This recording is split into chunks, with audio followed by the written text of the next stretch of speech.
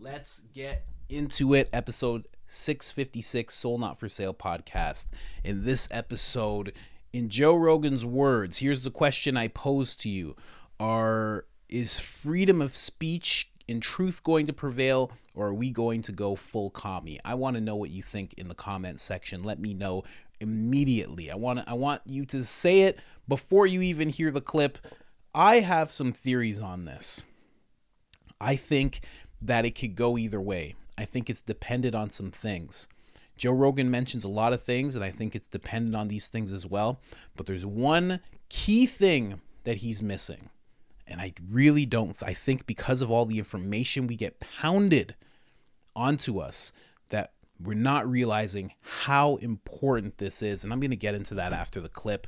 Let's get right into it. Where is it at? There it is. Boom. Let's go. Let's get into the clip. You know I am CoachColin.com. Get your stuff there. Soul Not For Sale merchandise. 10% off. I am CoachColin.com. I am Coach Colin. All capital letters, all one word. You know the rest. Let's go. I wonder what's going to prevail. What is going to prevail? Is free discourse and free speech going to prevail? Or are we going to go full commie? Are we going to go full censorship? Because if we cross a line where you really can silence people, if we cross a line, we can use dirty tricks and tactics to eliminate anybody that doesn't think the way you think. And whether it's through censoring them on social media or, whether intelligence agencies step in and tell you to remove posts because they go against the narrative that the government is trying to push. Like, that is fucking scary. Well, I think the thing you hit the nail on the head, Francis, earlier when you were talking about how they're changing the concept of safety. That's what we have to push back against, because there's this idea, if you hear opinions you don't like, or if people are talking in a way that you don't like, that makes you unsafe. Right. And we have to say that is fucking bullshit. Yeah, that's fucking bullshit. We have to say that. Yeah. And that's to me, because all they do is they redefine the word and then they weaponize it against you. They say the words are violence, and of course you're against violence, right? Right. Yeah, violence is bad. No one's supporting violence. No. But here's the thing. You can only make the argument that words are violence if you've never been punched in the face. Right. Right. And a lot of people have. And a lot of people. That's where I disagree. I don't think that you have to get punched in the face to understand what violence is. I think you can Google it. You can check it out. We have all sorts of information available. Everybody knows what violence is. Everybody understands what makes them safe and what doesn't. And it's not people speaking, obviously.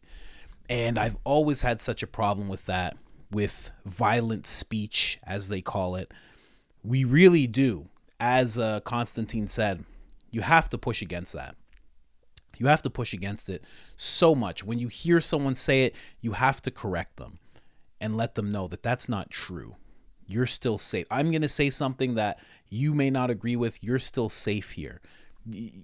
And I know it sounds like coddling at the same time, but it really does have to be done, because we can't have this anymore. Because as we start to say words are violent, it starts to control you. See, like they just brought up, punching someone in the face, that's violent. So we got to keep our hands to ourselves. We got to have civil discourse. But when they all of a sudden bring violence into speech, now you can't do the civil discourse. You can't have the verbal sparring sessions anymore. Because if you say something, that's violence. What do you have to do? If I try to fight you and you're just talking to me, I got to put my hands down. I got to relax. Now, all of a sudden, when speech becomes violence and I say something you don't like, now all of a sudden I have to do what? I have to recoil my tongue. I have to censor what I'm going to say, which means I have to censor how I'm thinking. And that becomes a huge, huge issue. So it is something that we have to push back on 100%. Push back as much as you can. Don't let these blue-haired, blue, pink, green-haired people tell you what you can and can't say. You know, as long as you're not calling for violence, if you're just stating an opinion, if you're just stating facts, I mean, during the pandemic, a lot of people just had facts that they were stating, and that could be seen as violent, racist, misogynistic, conspiratorial, all these different things. Like Constantine said, they kind of redefine the word, right? And Joe Rogan brought it up too. He's like, that's violence. You don't want to be associated as a violent person, right? And they do the same thing. It's like if you bring up patriotism, well, that's a little, you don't want to be xenophobic, right? Oh, you don't want to be racist, right? Oh, you're kind of being a little aggressive as a man. You don't want to be misogynistic, right? It's like they use these words to just push you down, push, censor, neuter, snip. I don't know why I said 3 snips. It should be 2 snips, but you know what I mean. It's getting a little out of hand. But here's the thing. Out of all the things Joe mentioned, you know, intelligent agencies stepping in and kind of stopping you from posting certain things, reaching to social media companies and making sure that they make sure that you can't post and say certain things. Something that's happening to me on a daily basis. That's bad too. But the main thing that he didn't mention, maybe it's because of his leaning towards this person, is what's happening with Trump right now. If what they're doing to Trump prevails, that is a huge leap towards a dictatorship, towards authoritarianism. A huge leap. And I don't mean because if they do it, he can't become president and you need him as president. I think that as well.